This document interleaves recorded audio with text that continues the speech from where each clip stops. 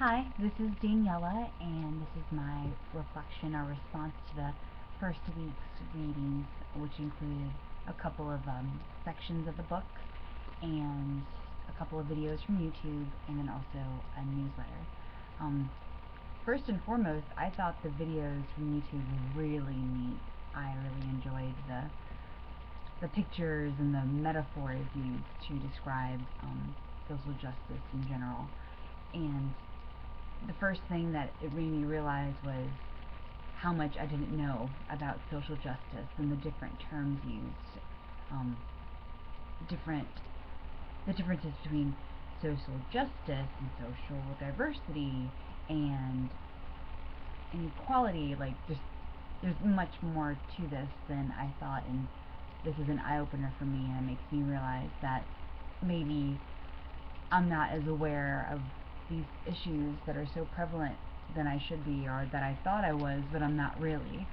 And I was a sociology major in undergrad, so I should have a lot of these concepts and these terminologies under my belt already, but it definitely was an eye-opener, and it's this has been really interesting on a personal level, especially with the assignment that we had to identify ourselves with the CE project, the other piece of this week's work that was due.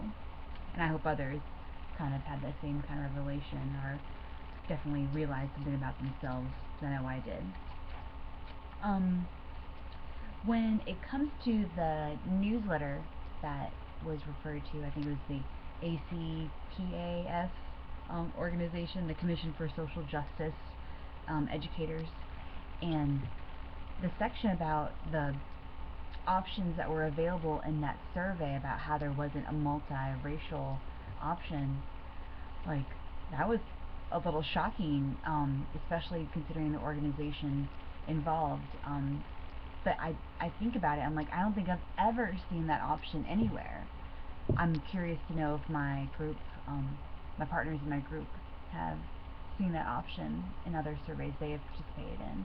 But I am proud of seems like there were younger students, younger people that spoke up about it, even through the social media. It looks like it was through Facebook or Twitter where this was brought up, where a young girl asked another girl, what did you put in that survey? And I'm glad that it was brought to someone's attention.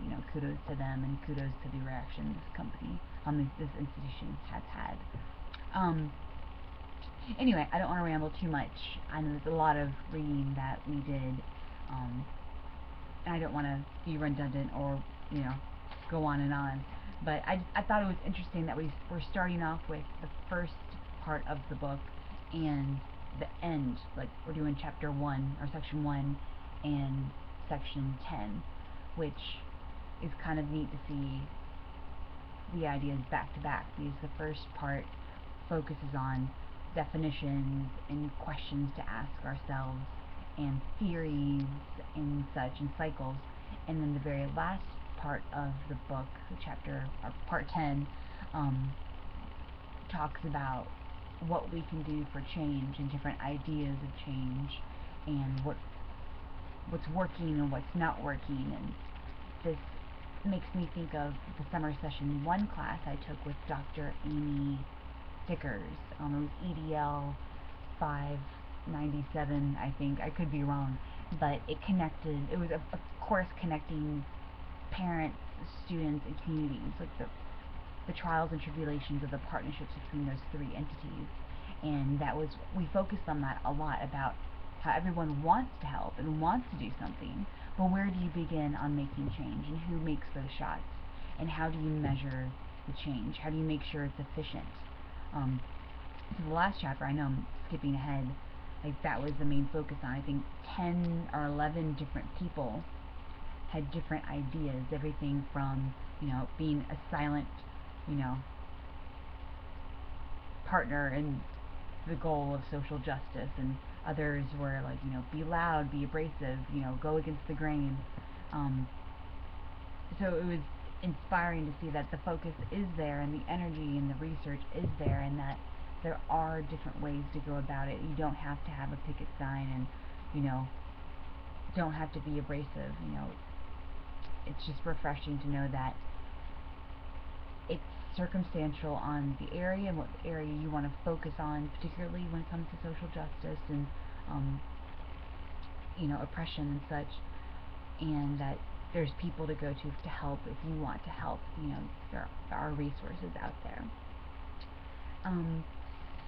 Going back to the first section, it definitely was a lot to take in, and hopefully I'm not the only one that felt that way, but there was parts of this section where the instances of oppression, I think that's what it was called, to see them put in a chapter and so plainly stated and put in a book, and just reading them, and I know certain ones just kind of made me cringe, just the assumptions and stereotypes and the norms that we're just used to and we just are born into. I think there's actually a reference to that where, let's see, where'd it go? I had it here, where, yeah, okay, on page 46, the cycle of socialization, it says, we are born into a world with the mechanics of oppression already in place. Like, that really stuck out to me. I never really thought of it that way. And that issue was touched on a lot. There was another quote in here about, white people aren't naturally white, aside from pigmentation. Like, we classify people as white. Like, this started somewhere. Like, and that was kind of a way to step back and think of the root of all these issues. And then on page, I think it was page 6, it was pretty early on, the section just starts off with, who am I? And when we ask ourselves that question, it's not an easy answer. And if you just go through that whole page and ask yourself the questions that the author asks, I mean, I stumbled a little bit. I stumbled a little bit with the CE activity we had to turn in separately from the discussion boards. So it was just really eye-opening and interesting, and I hope others got as much out of it as I did. I'm curious to see how it progresses as the chapters in between the two sections we just did. And yeah, that's about it. Hopefully I won't ramble as long next time. Maybe some creative other ways to participate, maybe puppets or something. But anyway, thank you. Bye.